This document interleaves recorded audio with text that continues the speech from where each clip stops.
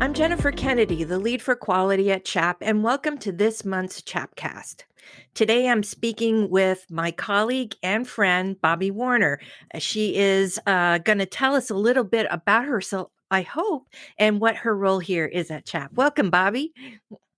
Thank you, Jennifer. It's good to see you and talk to you. We work in the same company, but we don't get to see each other near as much as I'd like. Just virtually, and maybe a handful of times during the year, right?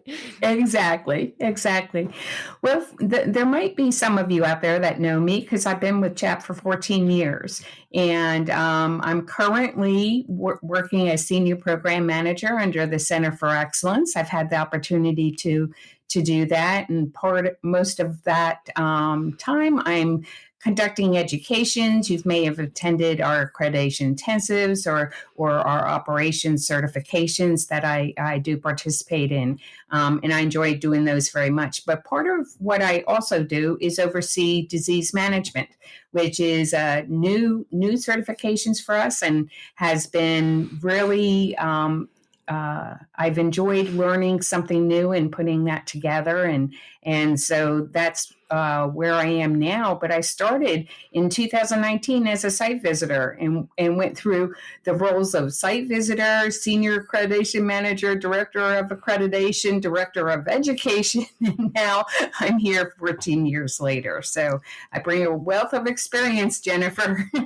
Absolutely do. Maybe you'll be taking Nathan's spot pretty soon. What do you think? Oh, no. Well, you've had the pathway and a whole plethora of experience, and what we're going to talk to today is specifically home health survey deficiencies for CHAP. And I remember, being out when I was out in the field, actually boots on the ground in an organization, and unfortunately, we weren't accredited with CHAP, but with another unnamed AO. But part of the work in my role then as compliance and quality was to really not only look at the top 10 or top 20 CMS survey deficiencies, but also to look at my accreditation organization's top survey deficiencies. So we're going to talk about home health deficiencies that we are seeing a trend or a pattern with at CHAP. And why don't you get us started? Let's go from lowest to highest. What do you think?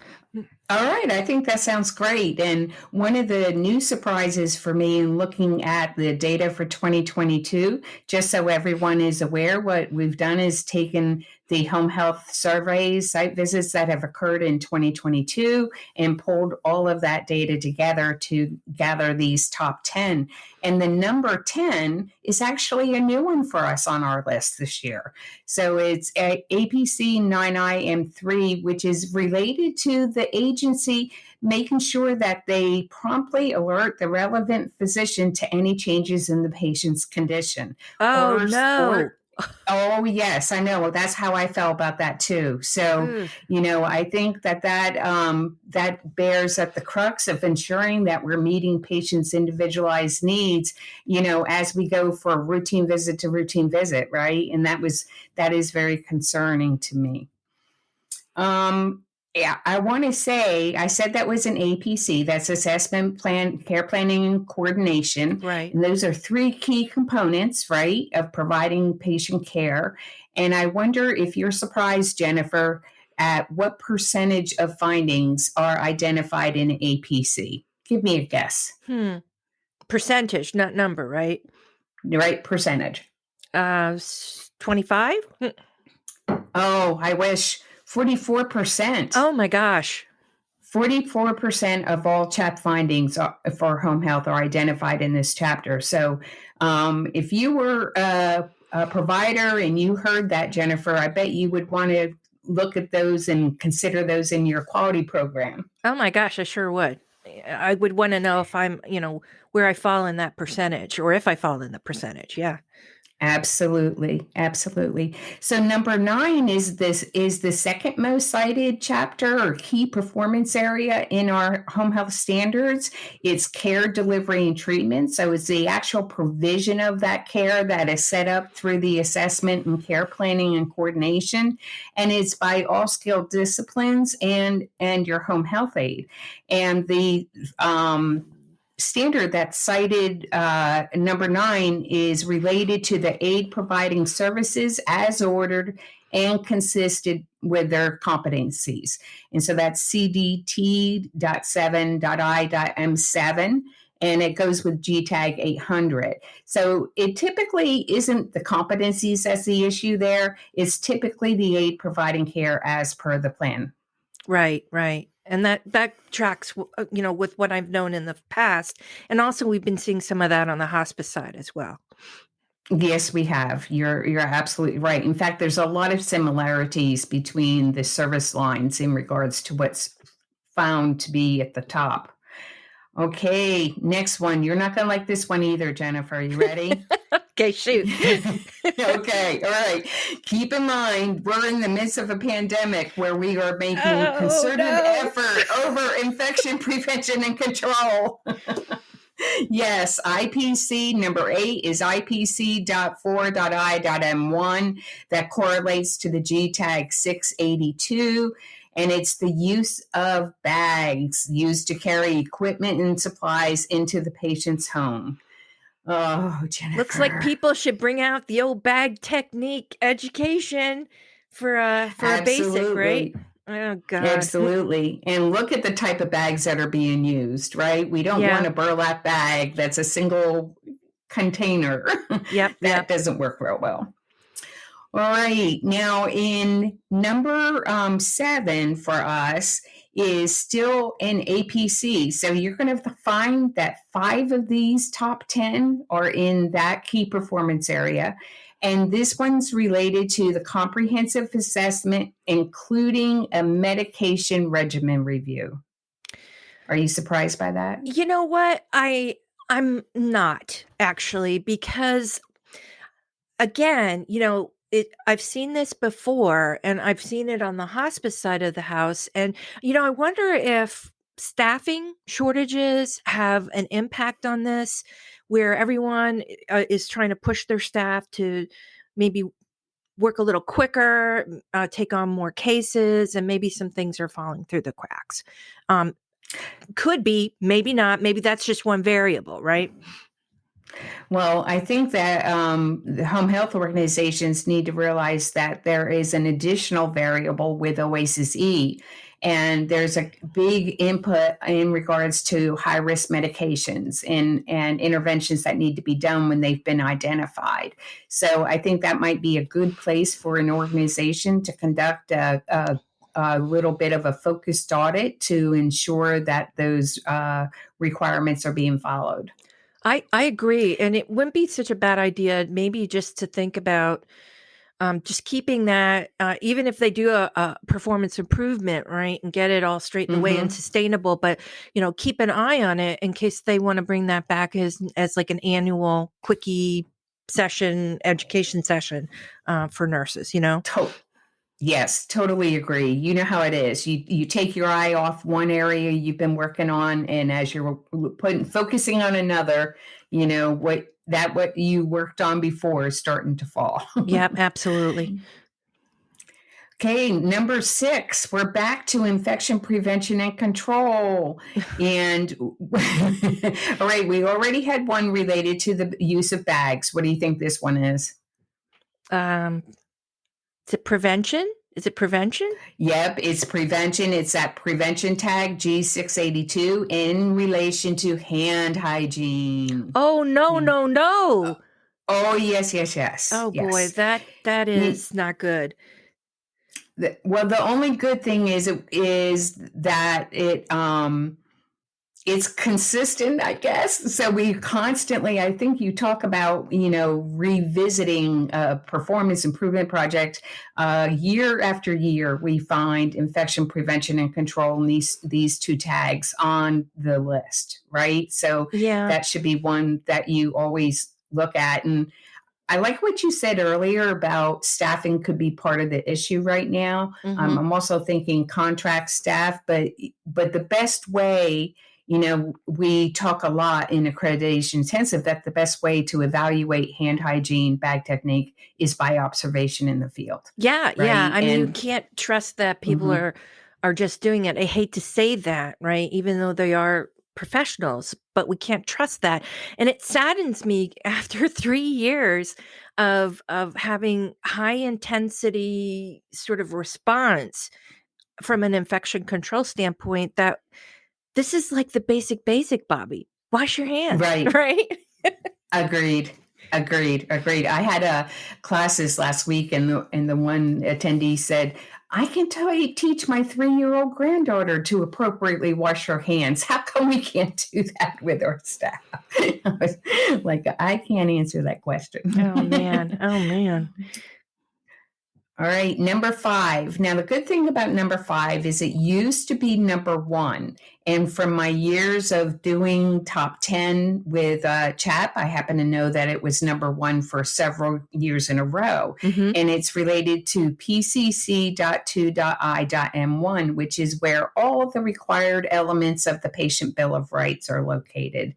And in particular, G442, because as you know, there's about 10 different tags that Mhm.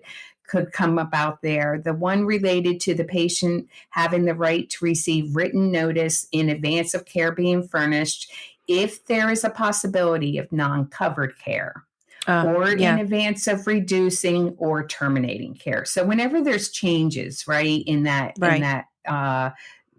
plan that was set up, there's a lack of providing patients information regarding that, or at least a documentation of it. Don't you think? I absolutely think, yes. It's, it might be one of those things where you don't think it's that important because you're trying to attack other things, but anything I feel that falls into that patient rights realm, I mean, that's a high priority. Agreed. Agreed.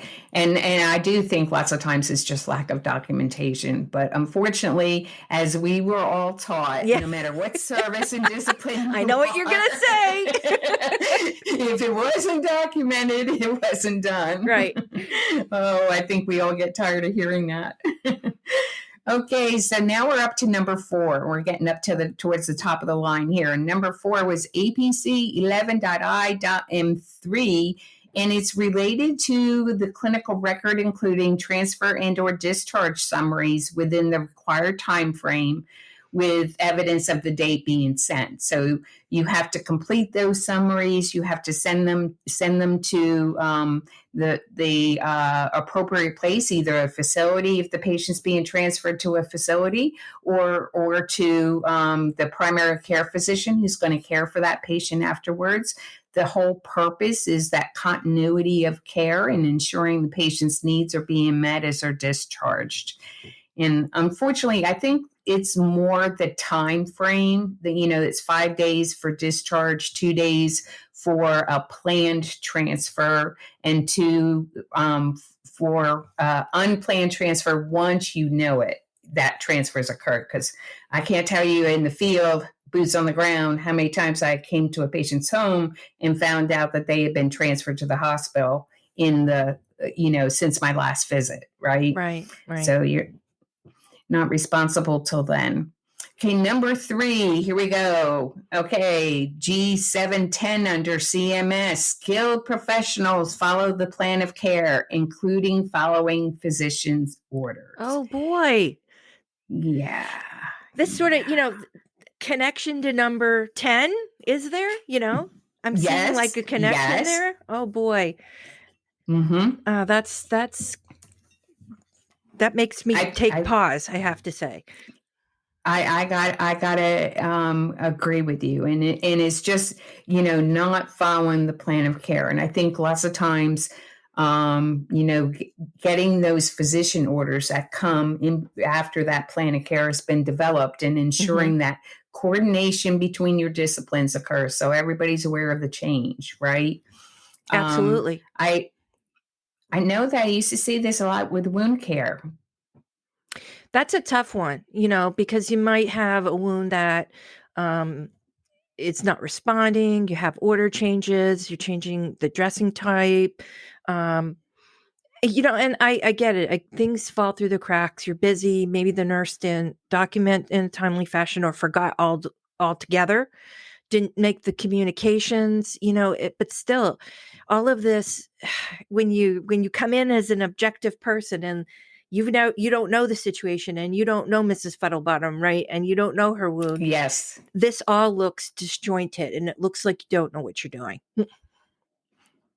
That is absolutely true, and I think one of the things I'm hearing a lot from our providers is that they're utilizing contract staff more than they Yeah. have before, and the coordination may not be quite as tight as it needs to be in those circumstances. Yeah, that sounds about right.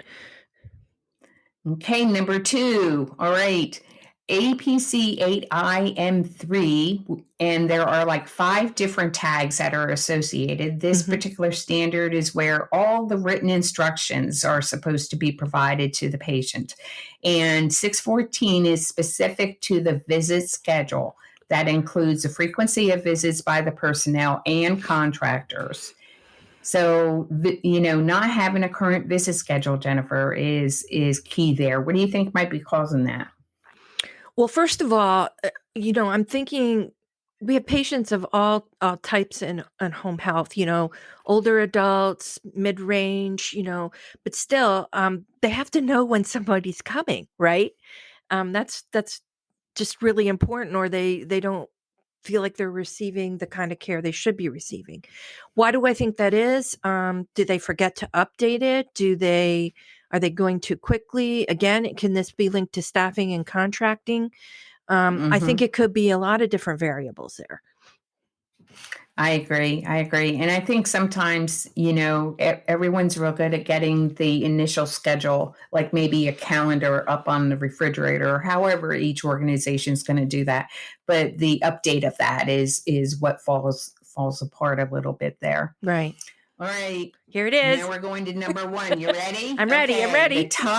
The most cited finding is not surprised it's in APC, so it's assessment planning coordination. The specific standard is APC 7IM2, and it's related to the elements of the individualized plan of care. Yeah, that's a tough one, isn't it? It is. I, It I is. have found that with the event or advent rather of electronic medical records, I mean, they're a blessing and a bane. You know what I mean? Yes. Do they make work easier? Kind of, maybe not, but it's really hard that point and click without taking the time to free text extra information about that patient, what happened on the visit, going beyond point and click is the way I like to think of it. That's what Mm-hmm. those things really individualize that the note, the plan of care, all of that, right? I agree. One of the organizations that was in the class last week talked about copy and paste and how detrimental that Oh, I is, think that right? should be And just done out with. exactly.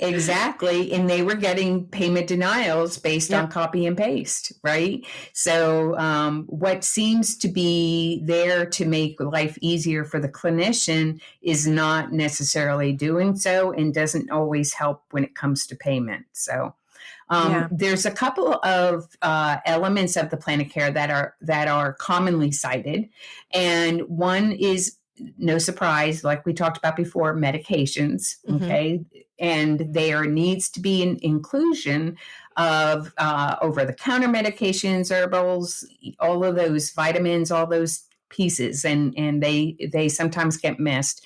And the other is measurable outcomes. Yes. I Yes. hear everybody listening groaning. Yeah, I'm sure they are. But you know what? Again, it's really important. It's you have to attach some sort of a parameter to it, right? Or it doesn't mean anything. I can say I'm Agree. having pain and we can put down in my plan of care that I'm going to have less pain. Well, that's great, but we need more information on that, right? Right, right, Yeah. Oh my right. goodness. So those are the top 10. Just as a reminder, the key performance area for CHAP of APC was 44% of the findings total for 2022, and CDT for care delivery and treatment was 15%. So that's a pretty high number. That is. And unfortunately, infection prevention and control was 17%. So we really, at this time of higher overseeing of infection control, should not have that many findings. I agree. I mean, people need to get that really in control pretty quickly, because I foresee even after the public health emergency ends, there's still going to be a sharp focus on infection control from any surveyor, whether you're, state, or you're with an AO, or you're with us or a different AO, that's going to continue. And you know Right, what I makes me agree. think, Bobbie, here when I listen to these top 10, and I know, you know what, there's always going to be something, right? And you have to try to control the things you can control. Like you should never take a citation on um, your in-service hours for your aides or personnel files. And we know there are always going to be things, but this makes me think that we're talking about patient safety and quality of care here, Mm-hmm. and having deficiencies. Um, that are abundant or in a high percentage really makes you think, is there quality care being given, and are the patients safe? I don't know what your thoughts are.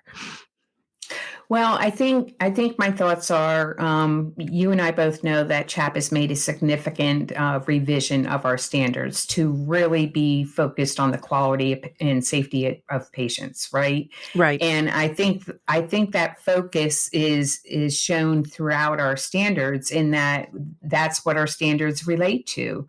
And so I think that even though these are the top 10, I feel that in most instances, care being provided is better than what the top 10 makes it sound like, Yep, you're right? probably right. I'm probably just being too have my compliance hat too snug down on my head too much today.